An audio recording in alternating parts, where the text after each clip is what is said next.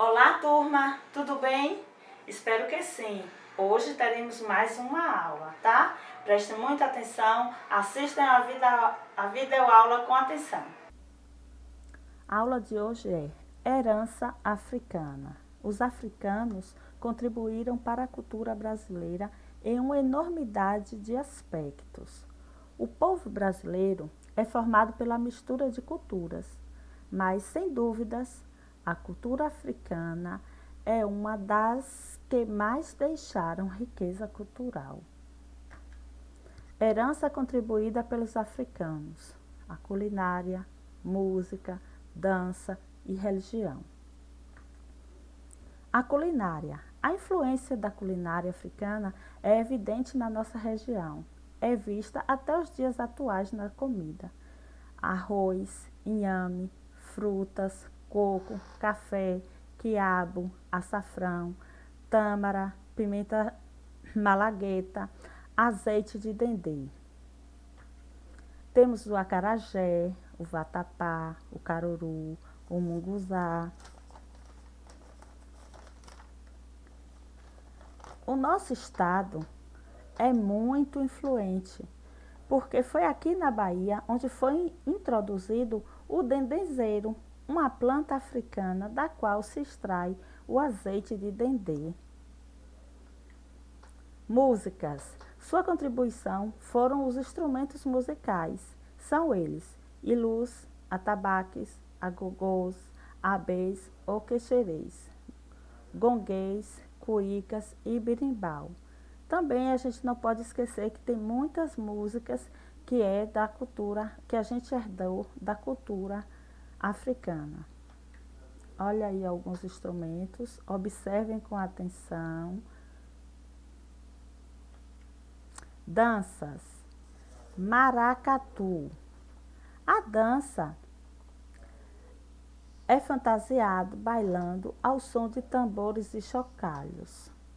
Geralmente, hoje, ela é influenciada nos blocos em Pernambuco. Tambor de mina é praticada nos estados brasileiros do Maranhão, Piauí, Pará e Amazônia. Samba é o gênero musical muito atual. O estado mais marcante é no Rio de Janeiro, porque a gente tem lá, né, as escolas de samba. Congado constituiu em bailado dramático com canto e música que recria a coroação do rei Congo. Capoeira.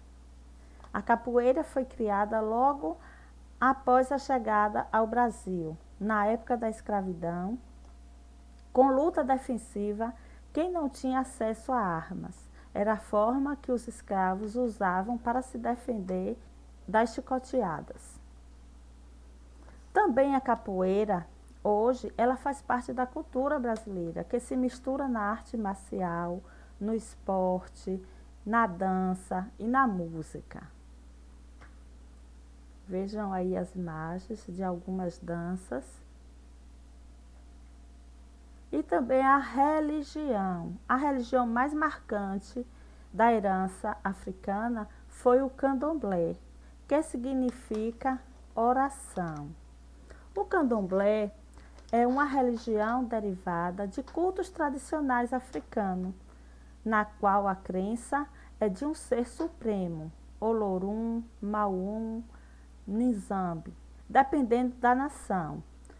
E culto é dirigido às forças da natureza e personificadas nas formas de ancestrais, divinizando os orixás, voduns ou inquices, dependendo da nação. Deles também herdamos algum vocabulário. O cafuné, acariciar, tocar a cabeça de alguém. Dengo, uma manha, uma meiguice. Caçula, o último da família ou o mais novo. e maracutaia, algo sombrio, esconderijo, perversidade.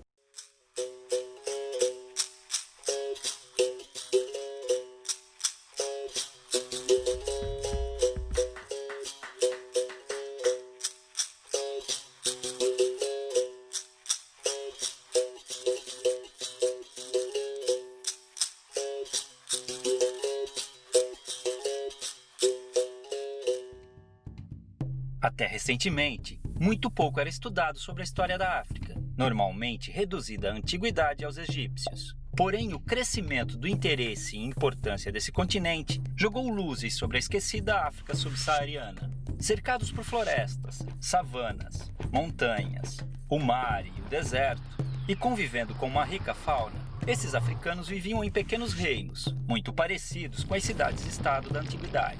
Dominavam técnicas de agricultura, metalurgia e mineração.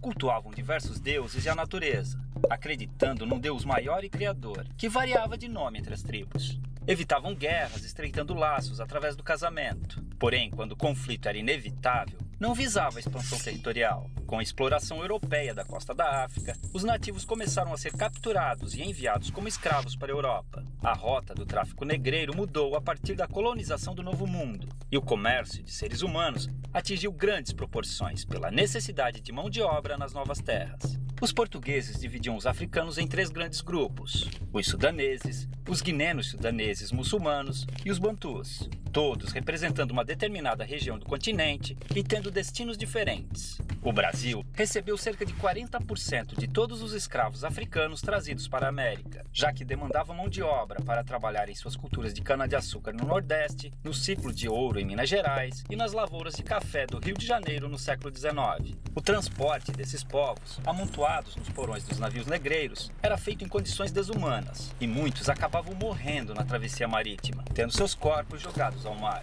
Já desembarcados, os escravos eram vendidos e conduzidos aos seus destinos nas fazendas, onde eram obrigados a trabalhar de sol a sol, com roupas e alimentação de péssima qualidade. Dormiam em habitações escuras e úmidas, as senzalas, e muitas vezes eram acorrentados para evitar fugas. Os castigos físicos eram comuns, e o mais usado era o açoite. Com o comércio constante de escravos, não havia preocupação em manter seu bem-estar, já que podiam ser facilmente substituídos por novos africanos, fazendo sua expectativa de vida no Brasil ser muito baixa. Eram proibidos de praticar sua religião e obrigados a adotar o catolicismo e a língua portuguesa. Mantiveram sua cultura viva, realizando seus rituais africanos escondidos, criando até um tipo de luta, a capoeira. A maior parte dos africanos traficados para o Brasil eram homens, por serem mais valorizados nos trabalhos forçados. As mulheres, que não eram aproveitadas nas lavouras, viravam escravas domésticas, as chamadas mucamas. Nessa época, independente da origem ou etnia, as mulheres eram subordinadas aos homens em seus caprichos.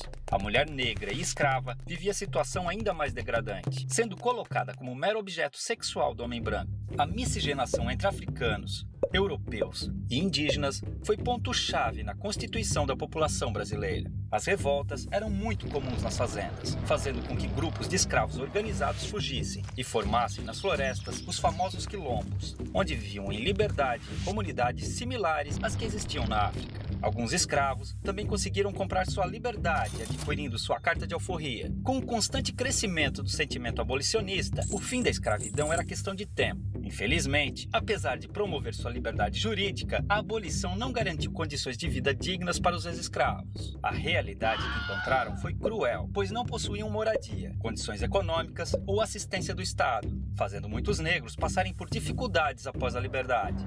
O preconceito e a discriminação os impediram de encontrar trabalho nas cidades. Já nas lavouras, tinham sido substituídos pelos novos imigrantes livres europeus, a maioria italianos. A escravidão deixou cicatrizes profundas. Os negros vivem ainda hoje em condições inferiores aos brancos, devido ao grande processo de exclusão social. Tem menor escolaridade, menos qualificação, salários menores, menos representação na mídia e em entidades governamentais, além de menos cargos de chefia e liderança. É é uma situação degradante, considerando a imensurável participação do negro na vida brasileira. Infelizmente, o pouco que se aprende nas escolas sobre a herança africana reduz o negro a estereótipos ligados a origens de musicalidades, como o samba, e ao trabalho braçal como escravo.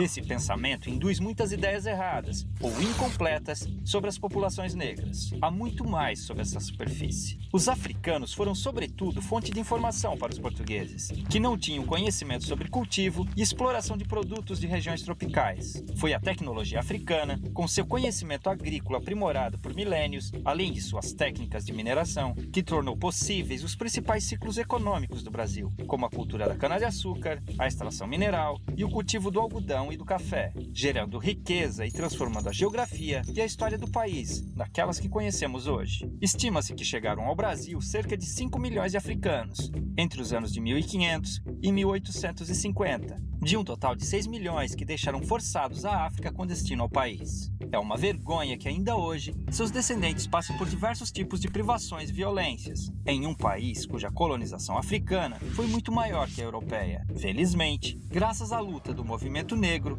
diversas injustiças históricas estão sendo corrigidas, vislumbrando um futuro de esperança, inclusão e igualdade para um povo que sangra, mas resiste. E por hoje é só. Aguardo vocês na nossa live, tá? Observem a data no nosso cronograma. Beijinho!